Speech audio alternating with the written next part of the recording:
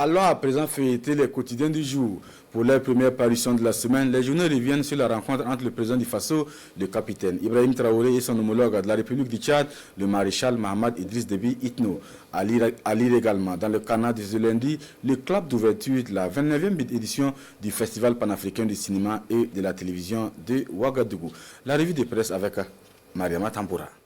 Entre compte rendu ou commentaire, chaque parution y va de son analyse.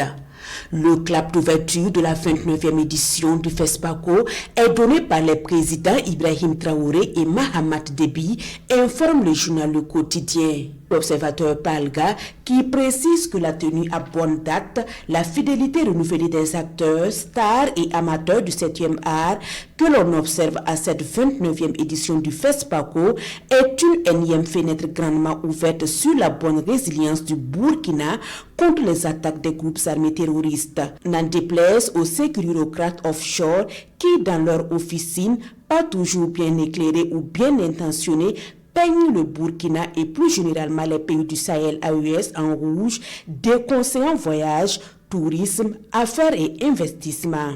Pour l'Express du Faso, le FESPACO n'est plus seulement la vitrine du cinéma africain, mais la vitrine des peuples africains. Du 22 février au 1er mars 2025 donc, Ouagadougou, la capitale burkinabé, se transforme en un écran géant qui va diffuser l'image de l'Afrique écrite et réalisée par les Africains eux-mêmes. Un feuilleton qui va durer une semaine, se rejoint ma consoeur Assetou Bado de Sidoya. Toujours en lien avec le FESPACO et dans sa rubrique Vie des institutions, le journal Le Pays nous fait part du conclave au sommet pour le renforcement des relations de coopération entre le Burkina Faso et la République du Tchad, pays invité d'honneur.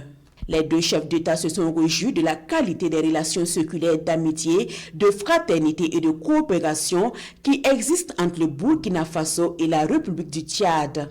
Le Tchad se rapproche-t-il du seuil de la porte de l'AES, s'interroge aujourd'hui au Faso.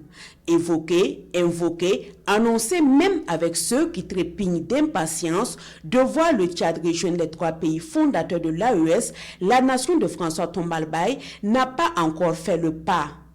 À la faveur donc de ce FESPACO, qui rentre aussi dans le cadre d'une visite d'amitié de 48 heures, on peut dire que les liens se raffermissent davantage entre l'axe Djamena et Ouaga.